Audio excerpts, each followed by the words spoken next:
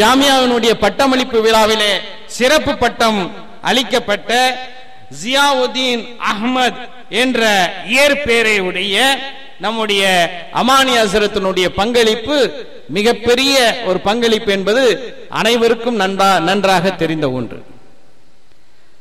இங்கே அமானி ஹஸ்ரத் அவர்களை நினைவு கூறக்கூடிய நேரத்தில்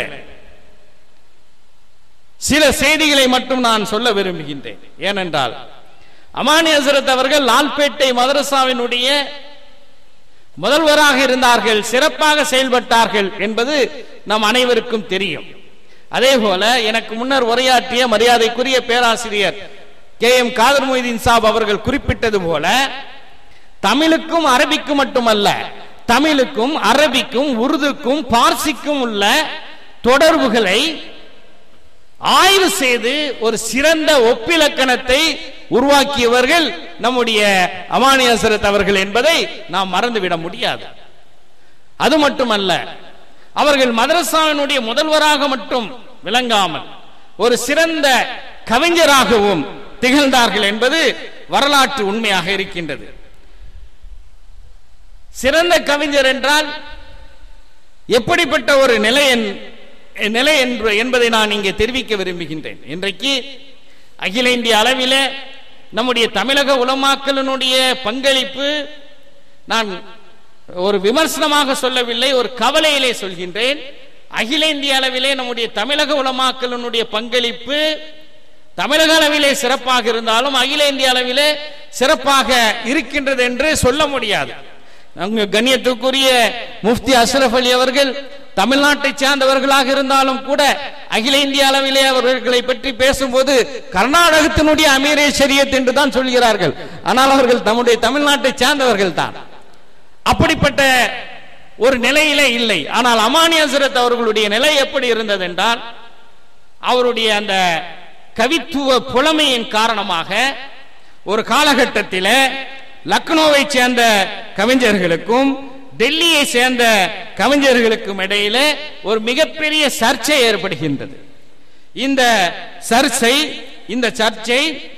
2 ஆண்டுகளாக இலக்கிய புத்தகங்களிலே மிகப்பெரிய அளவிலே அவர்களுக்கு மத்தியிலே மோதலை ஏற்படுத்துகின்றது.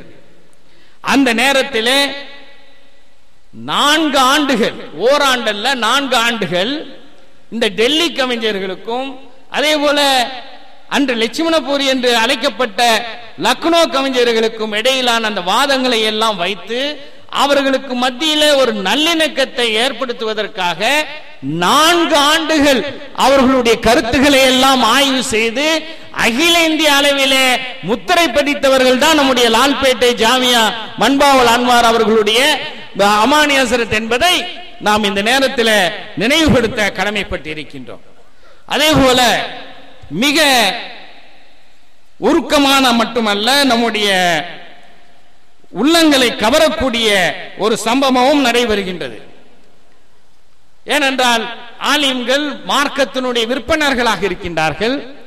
மார்க்கத்தை நம்முடைய சமுதாய மக்களுக்கு எடுத்துரைக்கக்கூடிய அதே நேரத்தில் நம்மை சுற்றி வாழக்கூடிய பிற சமய மக்களுக்கு, அவர்கள் பல்வேறு மொழிகளை பேசக்கூடியவர்களாக இருந்தாலும் பல்வேறு சமய சிந்தனை உடையவர்களாக இருந்தாலும் அல்லாஹ்வினால் அங்கீகரிக்கப்பட்ட இந்த மார்க்கத்தை அத்துணை பேருக்கும் எடுத்துரைப்பது நம்முடைய கடமை என்பதை நாம் எல்லாம் நன்கு அறிந்திருக்கின்றோம்.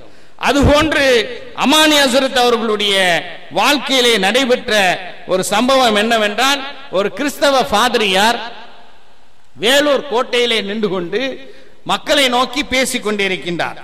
நண்பர்களே, நீங்கள் இயேசுநாதரை பின்பற்றுங்கள், அவர் உங்களை நோக்கி பாவிகளே என்னிடம் ஓடி வாருங்கள், நான் என் பிதாவிடம் இறங்கி உங்களுக்கு பாவ மன்னிப்பு பெற்று தருவேன் என்று கூறுகிறார். ஆனால் முகம்மதோ தம் மகள் ஃபாத்திமாவை நோக்கி, நீயேதான் உன்னை நரகத்திலிருந்து காத்துக்கொள்ள வேண்டும், நீ நபியுடைய மகள் என்பதற்காக நீ செய்யும் பாவங்களுக்கு உனக்கு நரகிலிருந்து விதிவிலக்கு கிடைக்காது என்று கூறுகிறார். இவ்விதம் நம் தம் மகளையே காப்பாற்ற இயலாதவரா நம்மை எல்லாம் ரட்சிக்க போகிறார் என்று அந்த பாதிரியார் பேசிக் கொண்டிருந்த நேரத்தில் அமானி ஹஸ்ரத் அவர்கள் அந்த இடத்திலே இருக்கின்றார்கள். நேரடியாக மேடைக்கு சென்று அனுமதி பெற்று அமானி ஹஸ்ரத் அவர்கள் பேசுகின்றார்கள்.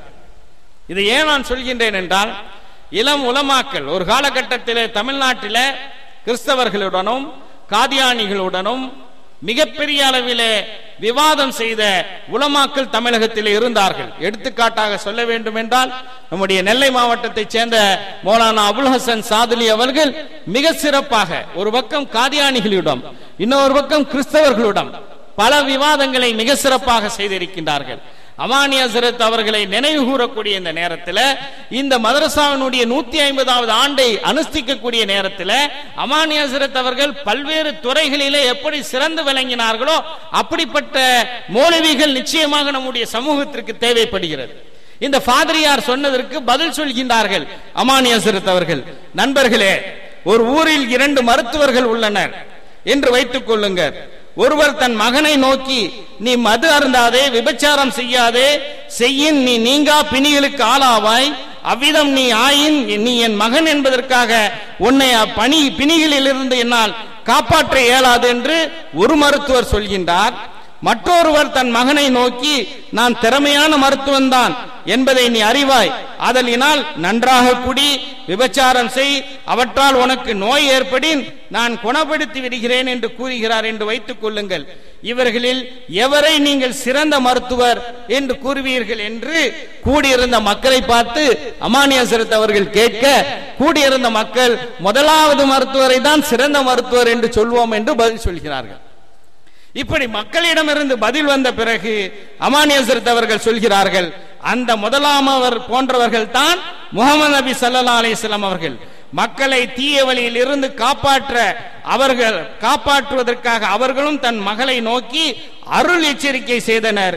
எவ்வாறு தன் மகள் தன் அருள் எச்சரிக்கையை புறக்கணித்து தீநெறி சென்று நோயுற்றால் அந்த அருள் காரணமாக மருத்துவர் தன் மகன் மீது இறங்கி அவனுக்கு மருத்துவம் செய்து அவனை நோய் போக்குவாரோ, அதே போன்றுதான் முஹம்மது நபி ஸல்லல்லாஹு அலைஹி வஸல்லம் அவர்களும் நாம் பாவம் செய்து நரக செல்லினும் நமக்காக இறைவனிடம் பிரார்த்தித்து நமக்கு மீட்சி பெற்று தருவார்.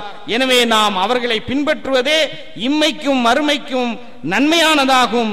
இவ்வுலகில் நம்மை பாவம் செய்யாது தடுப்பதோடு, ஒருவேளை நாம் இங்கு பாவம் செய்து அதன் காரணமாக மறுமையில் நரகில் வீழ்ந்துவிடின் நமக்கு மீட்சி பெறக்கூடியவர்களாக நபிகள் நாயகம் ஸல்லல்லாஹு அலைஹி வஸல்லம் அவர்கள் இருக்கின்றார்கள் என்று பேசிய பிறகு அந்த அவையே மௌனமாக இருக்கின்றது.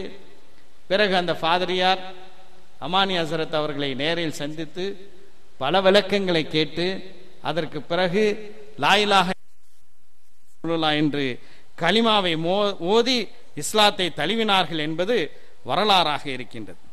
அருமை கண்ணியத்திற்குரிய பெரியோர்களே, சகோதரர்களே, சகோதரிகளே, ஆக இந்த மார்க்கத்தை எடுத்து வைப்பதற்காக எப்படியெல்லாம் அவர்கள் பாடுபட்டார்கள் என்பது மிக தெளிவாக நமக்கு தெரிந்த ஒரு விஷயமாக இருக்கின்றது. அதே போன்று இந்த லால்பேட்டை மதரசாவில் ஏனென்றால் இவ்வளவு பெரிய 150 ஆண்டு காலம் செயல்படக்கூடிய இந்த கல்லூரி, வரலாற்று சிறப்பு மிகுந்த இந்த கல்லூரி, ஏறத்தாழ 2200 மாணவர்கள் பட்டம் பெற்று சென்றிருக்கின்றார்கள். பட்டம் பெறாமல் வெளியே சென்று பட்டத்தை பெற்றவர்களும் இருப்பார்கள். அப்படி பார்த்தால் அந்த எண்ணிக்கை பல ஆயிரம் நின்று கொண்டிருக்கின்றது. ஆனால் இந்த மதரசாவிலே சமையல் கூடமே இல்லை என்ற ஒரு வரலாற்று சிறப்பு. அந்த சமையல் கூடமே ஏன் இல்லை என்பதை பார்க்கும்போதுதான் மிக சிறப்பான ஒரு படிப்பினையை நாம் அனைவரும் பெற்றுக்கொள்வதற்கு கடமைப்பட்டு இருக்கின்றோம். பெருமானா ஸல்லல்லாஹு அலைஹி வஸல்லம் அவர்கள் ஒரு முறை சொன்னார்கள், யார் ஒருவர் அல்லாஹ்வின் மீது நம்பிக்கை கொண்டு இறுதி நாளின் மீது நம்பிக்கை கொண்டிருக்கிறாரோ அவர் தன்னுடைய விருந்தாளிகளை நல்ல முறையிலே உபசரிக்கட்டும் என்று பெருமானா ஸல்லல்லாஹு அலைஹி வஸல்லம் அவர்கள் சொன்னார்கள். இன்னொரு முறை நாயகம் ஸல்லல்லாஹு அலைஹி வஸல்லம் அவர்கள் சொன்னார்கள், யார் ஒருவர் அல்லாஹ்வின் மீது நம்பிக்கை கொண்டிருக்கின்றாரோ அந்த அல்லாஹ் மிக தாராளமானவன், அவன் தன்னுடைய படைப்பினங்கள் அனைத்திற்கும் எல்லா வகையான வசதிகளையும் செய்கின்றான், கூலியும் கொடுக்கின்றான் என்று யார் அல்லாஹ்வை மீது நம்பிக்கை கொண்டிருக்கின்றார்களோ அவர்கள் தங்களுடைய விருந்தினர்கள் மீது தாராளத்தன்மையுடன் இருந்து விருந்தினர்களை சிறப்பான முறையிலே உபசரிப்பார்கள் என்று அன்னலம் பெருமானா ஸல்லல்லாஹு அலைஹி வஸல்லம் அவர்கள் குறிப்பிட்டார்கள். லால்பேட்டையினுடைய வரலாறு தமிழக முஸ்லிம்களுடைய வரலாற்றிலே பல வகையிலே தனி முத்திரை பதிக்கின்றது என்றால் அதிலே நான் முதன்மையாக கருதுவது தமிழகத்தினுடைய பல்வேறு பகுதிகளில் இருந்து இந்த மதரசாவுக்காக தீன் கல்வியை அறிவதற்காக மார்க்க கல்வியை பயில்வதற்காக வரக்கூடிய அந்த மாணவர்களை இந்த ஊரிலே உள்ள ஒவ்வொருவரும் தங்களுடைய குடும்ப உறுப்பினர்களாக கருதி ஏராளமான உருக்கமான சம்பவங்களை எல்லாம் இந்த நூற்றாண்டு மலரிலே பார்க்க முடியும். அதிலே ஒரு சம்பவம் என்னவென்றால், ஒரு முறை ஒரு மாணவருக்கு மதரசாவிலே தண்டனை கொடுக்கின்றார்கள். என்ன தண்டனை என்றால், 5 நாளைக்கு உனக்கு சாப்பாடு கிடையாது என்று. இந்த சூழலிலே 2 நாள் கழிந்து விடுகிறது. 3வது நாள் எந்த வீட்டிலிருந்து அந்த சாப்பாடு வருமோ அந்த வீட்டுக்கார அம்மா இவரை பார்க்கின்றா, நீ ஏதோ வெளியூர் போயிட்டான்னு நினைக்கிறேன், இல்ல மதரசால எனக்கு தண்டனை கொடுத்துட்டாங்க, அதனாலதான் நான் சாப்பாடுல. சரி, மதரசாவினுடைய தண்டனை டிஃபன் கேரியர்ல சாப்பாடு வரக்கூடாதுங்கிற தண்டனை தானே. நீ வீட்டுக்கு வந்து சாப்பிட்டால் அந்த தண்டனையை அந்த தண்டனைக்கும் அதுக்கும் பொருத்தமாக இருக்காது. எங்க மகன் எங்க வீட்டு பிள்ளை, நீ ஒன்றும் அனாதை அல்ல, எங்க வீட்டுக்கு வா சாப்பிடு என்று சொல்லக்கூடிய அளவுக்கு ஏராளமான உருக்கமான சம்பவங்களை நாம் பார்க்கும்போது, ஒரு காலகட்டத்திலே சாதாரண விவசாய தொழிலாளர்களாக வெற்றிலை கொடிக்காலிலே பணியாற்றி கொண்டிருந்தவர்கள் இந்த மதரசா உருவாக்குவதற்கு காரணமாக இருந்தார்கள் என்றால், இன்றைக்கு லால்பேட்டையை சேர்ந்தவர்கள் உலக கல்வியிலும் சிறப்பாக வளர்ந்து உலகத்தின் பல்வேறு பகுதிகளிலும், நான் சில ஆண்டுகளுக்கு முன்னால் லண்டனுக்கு சென்ற போது கிரைடன் என்ற இடத்திலே உள்ள ஒரு சூப்பர் மார்க்கெட்டில் இருக்கும்போது ஒரு சகோதரர் என்னிடம் சலாம் சொல்லி கட்டி அணைக்கின்றார். எந்த ஊர் என்று கேட்டால், நான் லால்பேட்டை லண்டனிலே பணியாற்றி கொண்டிருக்கின்றேன் என்று குறிப்பிட்டார். இப்படி உலகளாவிய அளவுக்கு ஒரு ஏற்றம் வந்திருக்கின்றது என்றால், பெருமானா ஸல்லல்லாஹு அலைஹி வஸல்லம் அவர்கள் சொன்ன விதத்திலே நாம் நம்முடைய விருந்தினர்களை கவனித்ததின் காரணமாக அல்லாஹு தஆலா இத்துணை ரஹ்மத்தையும் பரக்கத்தையும் நமக்கு அளித்திருக்கின்றான் என்பதை இந்த நேரத்தில் நான் சுட்டிக்காட்டி கொண்டு, அருமை பெரியோர்களே, சகோதரர்களே, 150 ஆண்டு காலம் இந்த வரலாறு இன்னும் சிறப்பாக படைக்கப்பட வேண்டும். ஒரு எல்லைக்கு வந்திருக்கின்றோம், இதோடு நின்று இல்லாமல் இன்னும் சிறப்பாக செல்ல வேண்டும் என்றால், எப்படி அமானி ஹஸ்ரத் அவர்கள் ஒரு பக்கம் முஸ்லிம் அல்லாதவர்களுக்கு இந்த மார்க்கத்தை எடுத்து சொல்கிறார்கள், இன்னொரு பக்கம் இலக்கியத்திலே மிக சிறப்பான ஒரு உன்னத நிலையை அடைந்திருக்கின்றார்கள். அப்படிப்பட்ட வளமுள்ள சிறப்பான உலமாக்களை மென்மேலும் இந்த ஜாமியா மன்பவல் அன்வர் உருவாக்குவதற்கு எல்லாம் வல்ல ரப்புல் ஆலமீன் கிருபை செய்வானாக என்று சொல்லி இந்த நல்ல வாய்ப்பை தந்த அனைவர்களுக்கும் என்னுடைய நெஞ்சார்ந்த நன்றியை தெரிவித்து விடைபெறுகின்றேன். வாஹிர் தாவானா அல்ஹம்துலில்லாஹி ரப்பில் ஆலமீன்.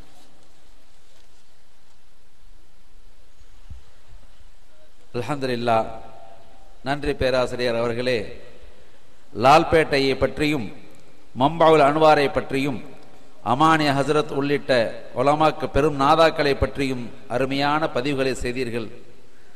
அன்பு தலைவர் அவர்களே, தாங்கள் ஒரு மாணவருக்கு தண்டனை கிடைத்தது, அதனால் அவருக்கு உணவு நிறுத்தப்பட்டது என்ற செய்தியை நீங்கள் சொன்ன நேரத்திலே அந்த செய்தியை பதிவு செய்த அன்பு மரியாதைக்குரிய மௌலவி உமர் ஜாஃபர் அவர்கள் எதிரே அமர்ந்திருக்கிறார்.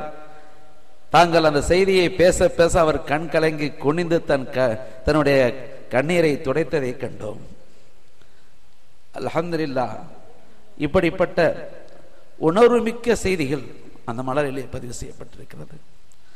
உயிரோட்டமுள்ள செய்திகள் அந்த மலரிலே பதிவு செய்யப்பட்டிருக்கிறது. அல்லாஹ் நல்வாய் படைப்பானாக.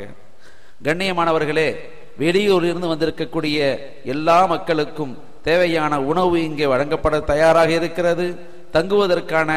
அவர்கள் தங்குவதற்காக லால்பேட்டையில் உள்ள எல்லா பள்ளிவாசல்களும் திறந்து வைக்கப்பட்டு எல்லா பள்ளிவாசலும் பயன்பாட்டிற்கு விடப்பட்டுள்ளது. மேலும் ஜாமியா மம்பவுல் அன்வார், அதையொட்டிய தாருத் தஃப்சீர் எல்லாமும் திறந்து வைக்கப்பட்டிருக்கிறது. பயன்படுத்திக் கொள்ளுங்கள். இந்த நிகழ்விற்கு பிறகு இதே ஹுத்பா பள்ளியிலே இஷா தொழுகையும் இருக்கிறது.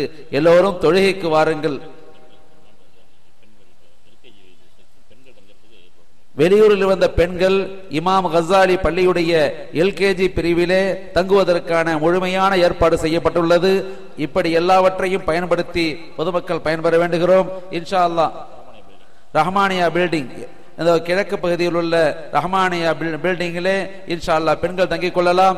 வாய்ப்பை பயன்படுத்திக் கொள்ளுங்கள். அடுத்ததாக இன்ஷா அல்லாஹ் நாளை நாம் ஆவலோடு எதிர்பார்க்கின்ற பட்டமளிப்பு நிகழ்வு காலை முதல் மதியம் வரை நடைபெற உள்ளது.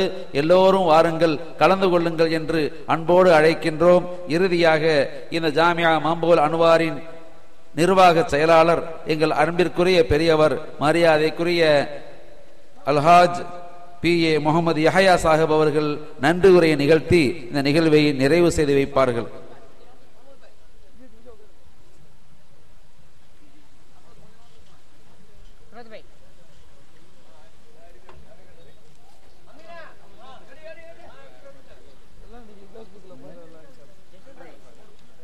அஸ்ஸலாமு அலைக்கும் வரஹ்மத்துல்லாஹி வபரகாத்துஹு. அளவற்ற அருளாளரும் நிகரற்ற அன்புடையமாகிய அல்லாஹ்வின் தென் பெயரால் ஆரம்பிக்கின்றேன். கண்ணியத்திற்குரிய இந்த 150வது ஆண்டு விழாவும் 69வது பட்டமளிப்பு விழாவையும் சிறப்பிக்க வந்த ஜாமியாவுடைய மன்புல் அன்வார் அரபிக் கல்லூரியுடைய கல்லூரி குர்ஆனின் குரல் மாத ஏழு ஆசிரியர் மௌலானா மௌலி முஃப்தி அப்துல் மில்லத் அல்ஹாஜ் முகமது அஷ்ரஃப் அலி மன்பை அவர்களே, முன்னேறி ஜாமியாவின் தலைவர் PM ஆதம் சாஹிப் அவர்களே, ஜாமியாவின் முதல்வர் மௌலானா ஹாபிஸ் காரி நூருல் ஹமீத் சாதத் அவர்களே, முதல் பிரதி தேசிய இந்திய லீக் சமுதாய புரட்சியாளர் அல்ஹாஜ் PM பஷீர் அகமது அவர்களே, சிறப்புரையாளர்கள் இந்திய யூனியன் முஸ்லீம் லீக் தேசிய பொதுச் செயலாளர் தமிழக தலைவர் முனீருல் மில்லத் பேராசிரியர் அல்ஹாஜ் KM காது மொய்யத்தீன் அவர்களே, மனிதநேய மக்கள் கட்சியின் சட்டமன்ற கட்சி தலைவரும் தமிழ்நாடு முஸ்லிம் முன்னேற்ற கழக மூத்த தலைவருமான MH Jawahirullah MBA MPA MLA அவர்களே, தமிழக Popular Front of India Tamil Nadu மாநில தலைவர் ஜனாப் AS இஸ்மாயில் சாஹிப் அவர்களே மற்றும் ஆன்மீக தலைவர்கள் அவர்களே, எல்லா கட்சிகளும் சேர்ந்த பெரியோர்களே, தலைவர்களே, மாணவ இளைஞர்களே, முதியோர்களே, எல்லோருக்கும் மனமான நன்றியை தெரிவித்துக் கொண்டு நீங்கள் அனைவருக்கும் இந்த விழாவை சிறப்பித்து கொடுத்தமைக்கு எல்லாம் அல்லாஹ் எல்லாருக்கும் நன்றி கிருபை செய்வார்கள் என்று கேட்டுக்கொண்டு இந்த நல்ல நேரத்தை பேச வாய்ப்பளித்த எல்லோருக்கும் மனமான நன்றி தெரிவித்து கொண்டு வெளிப்படுகிறேன். அஸ்ஸலாமு அலைக்கும் வரஹ்மத்துல்லாஹி. இறுதியாக ஷேகுல் ஜாமியா ஹஜ்ரத் அவர்கள் துஆ செய்து விழாவை நிறைவு செய்து வைப்பார்கள்.